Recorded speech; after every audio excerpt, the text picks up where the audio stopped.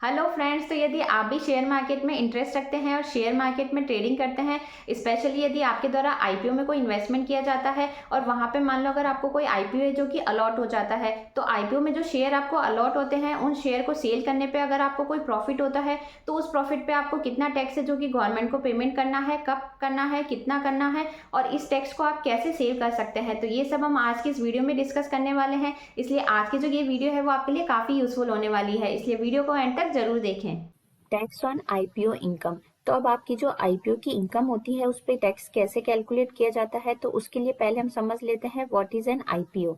तो आईपीओ क्या होता है? तो जब भी कोई कंपनी है जो कि फर्स्ट टाइम अपने मार्केट में शेयर लाती है सेल करने के लिए, तो उसे आईपीओ बोला जाता है। अब कंपनी के द्वारा जो ये आईपीओ लाया जाता है उसमें कोई भी पर्सन इन्वेस्टमेंट कर सकता है, चाहे वो रिटेल इन्वेस्टर हो, क्वालिफाइड इंस्टीट्यूशनल बायर हो या कोई भी इंडिविजुअल हो। अब यहाँ पे जो कंपनी का मेन पर्पस होता है आईपीओ लाने का वो ये होता है कि या तो कंपनी को अपना बिजनेस जो है वो एक्सपांड करना है, तो उसके लिए मनी की नीड है, या फिर उसको अपने कोई डेट है जिसका रीपेमेंट करना है, तो इसलिए कंपनी के द्वारा आईपीओ लाया जाता है ताकि वो पब्लिक से मनी जो है वो कलेक्ट करके अपना बिजनेस जो है उसको एक्सपांड कर सके, या अपने कोई डेट का रीपेमेंट करना है तो वो कर सके। नेक्स्ट है taxation on IPO listing gain. अब मान लो यदि आईपीओ में अगर आपको कोई शेयर अलॉट हुए हैं, तो उन शेयर को अगर आप सेल करते हैं तो सेल करने पे अगर आपको प्रॉफिट होता है तो उस प्रॉफिट पे टैक्स की जो कैलकुलेशन है वो कैसे की जाएगी। तो यहाँ पे आपका पीरियड ऑफ होल्डिंग जो है वो देखा जाएगा कि आपने जो शेयर है वो कितने टाइम पीरियड के लिए होल्ड कर रखे हैं। अब मान लो यदि आपको जो आईपीओ में शेयर अलॉट हुए हैं उन शेयर को अगर आप 1 साल के अंदर सेल कर देते हैं, तो उस केस में जो प्रॉफिट होता है बेचने पे, यानी कि जो शॉर्ट टर्म कैपिटल गेन होता है, उस पे आपको 15% से टैक्स का पेमेंट करना है यदि ये शेयर आपने 23 जुलाई 2024 से पहले सेल कर दिए हैं।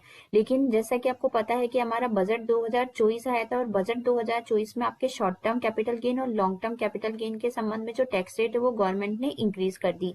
तो अब यदि आप ये शेयर 23 जुलाई 2024 के बाद सेल करते हैं और उस केस में अगर आपको शॉर्ट टर्म कैपिटल गेन होता है, तो वहां पे आपको 20% से टैक्स का पेमेंट करना है।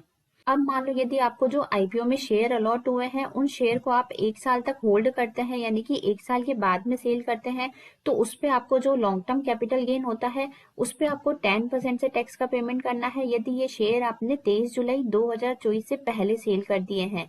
लेकिन अगर आप 23 जुलाई 2024 के बाद सेल करते हैं तो जितना प्रॉफिट होगा उस पे आपको 12.5% से टैक्स का पेमेंट करना है। लेकिन एक चीज ये ध्यान रखनी है कि लॉन्ग टर्म कैपिटल गेन के संबंध में आपको एग्जेम्पशन भी मिलती है। अब ये एग्जाम्पशन जो थी वो पहले 1 लाख रुपए तक की थी, यानी कि अगर आपको कोई लॉन्ग टर्म कैपिटल गेन हो रहा है तो वो 1 लाख रुपए तक एग्जेम्प्ट है। अब इस लिमिट को आपके बजट 2024 में इंक्रीज करके 1,25,000 रुपए कर दी है, लेकिन यहाँ पे इंडेक्सेशन का बेनिफिट जो है वो आपको नहीं मिलेगा। नेक्स्ट है set of and carry forward losses in IPO. अब मान लो यदि आईपीओ में आपको जो शेयर अलॉट होते हैं उन शेयर को अगर आप 1 साल के अंदर बेच देते हैं और बेचने पर अगर आपको कोई शॉर्ट टर्म कैपिटल लॉस होता है, तो उस कैपिटल लॉस को आप उसी ईयर में, अगर आपको कोई शॉर्ट टर्म कैपिटल गेन हो रहा है तो उससे आप सेट ऑफ कर सकते हैं, या फिर उस साल में अगर आपको कोई लॉन्ग टर्म कैपिटल गेन हो रहा है तो उससे भी आप अपने शॉर्ट टर्म कैपिटल लॉस को सेट ऑफ कर सकते हैं। लेकिन यदि मान लो आपको उस साल में कोई भी शॉर्ट टर्म कैपिटल गेन नहीं हो रहा है, तो उस केस में आप अपने शॉर्ट टर्म कैपिटल लॉस को अगले 8 साल तक कैरी फॉरवर्ड कर सकते हैं, और नेक्स्ट ईयर में आपका अगर कोई शॉर्ट टर्म कैपिटल गेन हो रहा है तो उससे आप अपने लॉस को सेट ऑफ कर सकते हैं। अब मान लो यदि आईपीओ में जो आपको शेयर मिलते हैं उनको आप 1 साल के बाद बेचते हैं और उससे बेचने पर अगर आपको कोई लॉन्ग टर्म कैपिटल लॉस हो रहा है, तो उस लॉस को आप सिर्फ लॉन्ग टर्म कैपिटल गेन से ही सेट ऑफ कर सकते हैं। और यदि उस ईयर में आपको कोई भी लॉन्ग टर्म कैपिटल गेन नहीं हो रहा है तो उस लॉन्ग टर्म कैपिटल लॉस को आप अगले 8 साल तक कैरी फॉरवर्ड कर सकते हैं। अब एक चीज आपको यहाँ पे ध्यान रखनी है कि यदि आप अपने शॉर्ट टर्म कैपिटल लॉस या लॉन्ग टर्म कैपिटल लॉस को कैरी फॉरवर्ड करना चाहते हैं, तो उस केस में आपको अपनी आईटीआर जो है वो टाइमली फाइल करनी पड़ेगी, यानी कि आपको अपनी आईटीआर जो है वो 31 जुलाई से पहले फाइल करनी पड़ेगी। यदि आप इस ड्यू डेट के बाद में रिटर्न फाइल करते हैं तो आप अपना जो लॉस है उसको ना तो कैरी फॉरवर्ड कर पाएंगे और ना ही नेक्स्ट ईयर में सेट ऑफ कर पाएंगे, तो इस चीज का आप जरूर ध्यान रखें। नेक्स्ट है how to calculate short term capital gain and long term capital gain. अब मान लो यदि आपको आईपीओ में जो शेयर अलॉट होते हैं उनको यदि आप 1 साल के अंदर बेच देते हैं, तो उस केस में जो आपके प्रॉफिट होता है उस प्रॉफिट पे टैक्स की जो कैलकुलेशन है वो कैसे की जाती है, इसको हम एक एग्जाम्पल के साथ समझ लेते हैं ताकि आपको अच्छे से समझ आ जाए। अब मान लो कोई आईपीओ है जो कि आपने 5 लाख रुपए में परचेज किया है और उस आईपीओ को आप 1 साल के अंदर 11 लाख रुपए में सेल कर देते हैं। तो यहाँ पे आपका जो प्रॉफिट है वो है 6 लाख रुपए का। तो अब यदि आप अपनी आईटीआर ओल्ड टैक्स रिजीम में फाइल करते हैं तो कितना टैक्स पे करना पड़ेगा, और न्यू टैक्स रिजीम में फाइल करते हैं तो कितना टैक्स पे करना पड़ेगा। तो अब यहाँ पे आपका जो शॉर्ट टर्म कैपिटल गेन है वो है 6 लाख रुपए का। अब यदि आप अपनी आईटीआर ओल्ड टैक्स रिजीम में फाइल करते हैं तो वहां पे आपको 2.5 लाख रुपए की बेसिक एग्जम्पशन मिल जाती है, तो आपकी टैक्सेबल इनकम हो जाती है 3,50,000 रुपए। अब यदि आपने ये शेयर जो है वो 23 जुलाई 2024 के बाद सेल करे हैं तो उस केस में आपको 20% से शॉर्ट टर्म कैपिटल गेन पर टैक्स का पेमेंट करना है, तो यहाँ पे आपका टैक्स हो जाता है 70,000 रुपए। और यदि आप ये शेयर 23 जुलाई से पहले सेल कर देते हैं तो उस केस में आपको 15% से टैक्स का पेमेंट करना है, जो है आपका 52,500 रुपए। अब यदि आप न्यू टैक्स रिजीम में आपकी आईटीआर फाइल करते हैं तो वहां पे आपको जो बेसिक एग्जम्पशन लिमिट मिलती है वो है 3 लाख रुपए की, तो यहाँ पे आपकी टैक्सेबल इनकम हो जाती है 3 लाख रुपए की। अब न्यू टैक्स रिजीम में भी यदि आप रिटर्न फाइल करते हैं और शेयर 23 जुलाई के बाद सेल करते हैं तो 20% से 60,000 रुपए का टैक्स पे करना है, और यदि 23 जुलाई या उससे पहले सेल कर देते हैं तो 15% यानी कि 45,000 रुपए का टैक्स पे करना है। अब ये जो आपका टैक्स है इस पे आपका सरचार्ज और सेस जो है वो भी चार्ज किया जाएगा। तो सरचार्ज डिपेंड करता है कि आपकी इनकम जो है वो कितनी है। अगर आपकी इनकम जो है वो पूरे फाइनेंशियल ईयर में 50 लाख रुपए से ज्यादा है तो उस केस में सरचार्ज जो है वो चार्ज किया जाता है। अब एक चीज आपको ध्यान रखनी है कि अगर आप ओल्ड टैक्स रिजीम में रिटर्न फाइल करते हैं तो वहां पे आपको 87A में 12,500 रुपए की जो रिबेट है वो भी शॉर्ट टर्म कैपिटल गेन के संबंध में मिल जाती है। तो इस तरीके से शॉर्ट टर्म कैपिटल गेन पर टैक्स जो है वो कैलकुलेट किया जाता है। नेक्स्ट है how to calculate long term capital gain. अब मान लो यदि आप आईपीओ जो है उसको 1 साल के बाद में सेल करते हैं और वहां से अगर आपको कोई लॉन्ग टर्म कैपिटल गेन हो रहा है तो उस लॉन्ग टर्म कैपिटल गेन पे टैक्स की कैलकुलेशन कैसे की जाती है इसको हम एक एग्जांपल के साथ समझ लेते हैं। मान लो एक आईपीओ आपने परचेज किया 5 लाख में और उसको सेल करते हैं 11 लाख में, तो यहाँ पे आपका जो प्रॉफिट होता है लॉन्ग टर्म कैपिटल गेन वो है 6 लाख रुपए। अब मान लो यदि आप अपनी आईटीआर ओल्ड टैक्स रिजीम में फाइल कर रहे हैं तो वहां पे आपको 2,50,000 रुपए की बेसिक एग्जेम्पशन प्लस 1,25,000 रुपए की आपको लॉन्ग टर्म कैपिटल गेन पे एग्जेम्पशन मिल जाती है। तो ऐसे करके आपका 3,75,000 रुपए तक का जो प्रॉफिट है वो एग्जेम्प्ट हो जाता है। तो यहाँ पे आपकी टैक्सेबल इनकम होती है ओल्ड टैक्स रिजीम में 2,25,000 रुपए। अब यदि आप अपने शेयर जो है वो मान लो 23 जुलाई 2024 से पहले सेल कर देते हैं तो उस केस में जो लॉन्ग टर्म कैपिटल गेन है उस पर आपको 10% से टैक्स का पेमेंट करना है, यानी कि 22,500 रुपए। अब यदि आप ये शेयर जो है वो 23 जुलाई 2024 के बाद में सेल करते हैं तो यहाँ बजट 2024 में आपकी जो लॉन्ग टर्म कैपिटल गेन है उस पर टैक्स रेट को इंक्रीज करके 10% से 12.5% कर दिया, तो आपको 2,25,000 रुपए की जो प्रॉफिट है उस पर 12.5% से टैक्स का पे करना है, तो वो बनता है आपका 28,125 रुपए।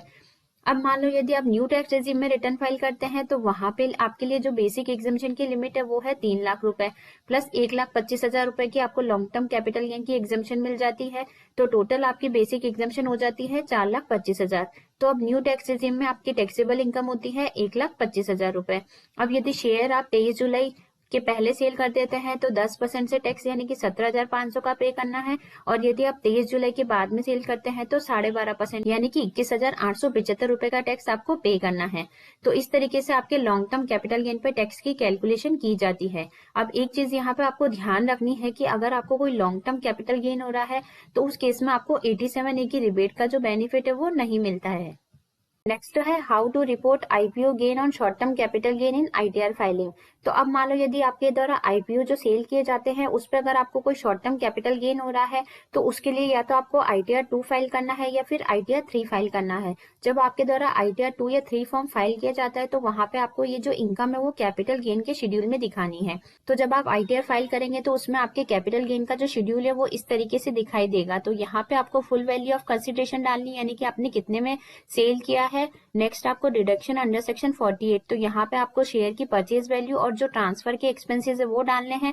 तो सिस्टम ऑटोमेटिकली आपका शॉर्ट टर्म कैपिटल गेन जो है वो कैलकुलेट कर देगा। तो इस तरीके से आईटीआर फाइल करते समय आपको आईपीओ से रिलेटेड अगर कोई शॉर्ट टर्म कैपिटल गेन है तो वो इंसर्ट करना है। नेक्स्ट है how to report long term capital gain on IPO in ITR filing. अब मान लो यदि आपके द्वारा कोई आईपीओ जो है वो 1 साल के बाद में सेल किया जाता है और उस पर अगर मान लो आपको कोई भी लॉन्ग टर्म कैपिटल गेन या लॉन्ग टर्म कैपिटल लॉस हो रहा है तो उस केस में आपको आईटीआर 2 या आईटीआर 3 जो है वो फाइल करनी है। अब जब आपके द्वारा आईटीआर 2 या आईटीआर 3 फाइल की जाएगी तो कैपिटल गेन के शेड्यूल में आपको सेक्शन 112A में ये डिटेल जो है वो इंसर्ट करनी है। तो अब यहाँ पे आपको क्या क्या डालना है, तो शेयर एंड यूनिट जो कि आपने एक्वायर्ड कर रखी है वो डालनी है, ISIN कोड यानी कि इंटरनेशनल सिक्योरिटी आइडेंटिफिकेशन नंबर डालना है। नेक्स्ट है name of the share and unit यानी कि आपका जो शेयर है वो किस नाम से है, नंबर ऑफ शेयर यानी कि जितने शेयर आपने सेल किए हैं, एंड सेल प्राइस यानी कि आपने किस प्राइस पे उसको सेल किया है।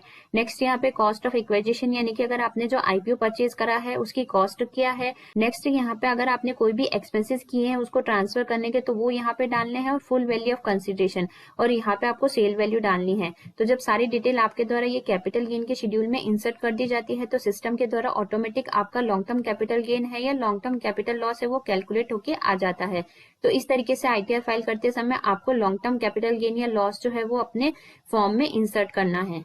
नेक्स्ट है point to be remember after allotment of IPO। अब मान लो यदि आपको कोई IPO है जो कि अलॉट हो जाता है और आपके अकाउंट में शेयर आ जाते हैं तो आपको किन किन चीजों का ध्यान रखना है। फर्स्ट है tax paid only in case of sale of share. तो अब यदि आपके द्वारा IPO में जो शेयर अलॉट हुए हैं उन शेयर को सेल करने पे अगर आपको लॉन्ग टर्म कैपिटल गेन या शॉर्ट टर्म कैपिटल गेन होता है तो उस केस में ही आपको टैक्स का पेमेंट गवर्नमेंट को करना है, अदर केस में आपको टैक्स का पेमेंट नहीं करना है। फॉर एग्जाम्पल मान लो यदि आपने IPO जो है उसमें 5 लाख रुपए का इन्वेस्टमेंट किया और आपको IPO अलॉट भी हो जाता है। अब जब IPO की लिस्टिंग होती है तो उस टाइम आपके शेयर की जो वैल्यू है वो 10 लाख रुपए की हो जाती है। तो यानी कि यहाँ पे आपके शेयर की जो मार्केट वैल्यू है वो 5 लाख रुपए से इंक्रीज हो गई है।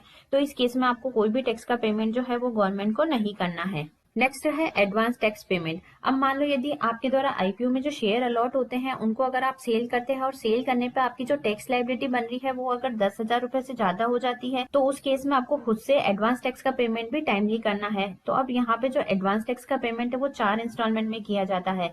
15 जून तक आपको 15% करना है, 15 सितंबर तक 45%, 15 दिसंबर तक 75% और 15 मार्च तक 100%। अब यदि आपके द्वारा इन इंस्टॉलमेंट का टाइमली पेमेंट नहीं किया जाता है तो उस केस में आपकी जितनी टैक्स अमाउंट है उस पे 1% पर मंथ से आपको इंटरेस्ट का पेमेंट भी गवर्नमेंट को करना पड़ेगा। नेक्स्ट है income tax allow exemption on the long term capital gain if you invest the gain and consideration in a new residential property. अब मान लो IPO को सेल करने पे अगर आपको कोई लॉन्ग टर्म कैपिटल गेन हो रहा है तो यहाँ पे आप अपना टैक्स भी सेव कर सकते हैं। अब आप क्या कर सकते हैं कि आपको जो लॉन्ग टर्म कैपिटल गेन हो रहा है उसको आप किसी नई रेजिडेंशियल प्रॉपर्टी परचेज करने में इन्वेस्टमेंट कर सकते हैं। तो वहां पे आपका जो लॉन्ग टर्म कैपिटल गेन है वो सेव हो जाएगा और आपको कोई भी टैक्स का पेमेंट नहीं करना पड़ेगा। नेक्स्ट है ITR filing mandatory if profit exceed 2.5 lakh and 3 lakh. अब मान लो IPO को सेल करने पे आपका जो प्रॉफिट है वो एक फाइनेंशियल ईयर में अगर 2.5 लाख रुपए या 3 लाख रुपए से ज्यादा हो जाता है तो उस केस में भी आपको अपनी ITR फाइल करनी मैंडेटरी हो जाती है। तो 2.5 लाख आपके ओल्ड टैक्स रेजिम के संबंध में और 3 लाख रुपए आपकी न्यू टैक्स रेजिम के संबंध में है। नेक्स्ट है if no IPO allot no tax paid. अब मान लो अगर आपने कोई IPO में 10 लाख रुपए का इन्वेस्टमेंट किया और आपको कोई भी IPO अलॉट नहीं हुआ तो उस केस में 10 लाख रुपए वापस आपके अकाउंट में आ जाते हैं। तो उस केस में आपको कोई भी टैक्स का पेमेंट गवर्नमेंट को नहीं करना है। नेक्स्ट है government employ can not trade in stock market but can invest. अब यहाँ पे गवर्नमेंट एम्प्लॉय जो है वो शेयर मार्केट में ट्रेडिंग तो नहीं कर सकता है लेकिन वो IPO में इन्वेस्टमेंट करना चाहे तो कर सकता है। नेक्स्ट है individual without a pan demat and bank account. अब मान लो अगर कोई भी इंडिविजुअल अगर वो IPO जो है उसमें अप्लाई करना चाहता है तो वो तब तक नहीं कर सकते यदि उसका खुद का पैन कार्ड नहीं बना हुआ हो, डीमैट अकाउंट ओपन नहीं हो या फिर उसका कोई भी बैंक अकाउंट नहीं हो। यानी कि अगर ये तीनों कंडीशन फुलफिल नहीं होती है तो कोई भी इंडिविजुअल जो है वो IPO के लिए अप्लाई नहीं कर सकता। एंड लास्ट है ऑल प्रॉफिट एंड लॉस। अब जब आपके द्वारा ITR फाइल की जाती है तो उस केस में आपको नेट फिगर कंसिडर करना है। यानी कि मान लो एक ही फाइनेंशियल ईयर में अगर आपको शॉर्ट टर्म कैपिटल गेन भी हो रहा है और लॉस भी हो रहा है तो आपको नेट फिगर जो है वो कंसीडर करना है। और यदि आपको एक फाइनेंशियल ईयर में लॉन्ग टर्म कैपिटल गेन भी हो रहा है और लॉन्ग टर्म कैपिटल लॉस भी हो रहा है तो उनको सेट ऑफ करके जो नेट बैलेंस आता है वो आपको अपने रिटर्न में कंसीडर करना है। तो ये सारे पॉइंट है जो कि आपको IPO अलॉट होने के बाद ध्यान में रखने हैं। तो आई होप अब आपको अच्छे से समझ आ गया होगा कि अगर आपको IPO में कोई शेयर अलॉट होते हैं और उस पर अगर कोई प्रॉफिट होता है तो उस पर टैक्स की जो कैलकुलेशन है वो कैसे की जाती है। तो वीडियो पसंद आए तो चैनल को लाइक शेयर एंड सब्सक्राइब करना ना भूलें। Thanks for watching.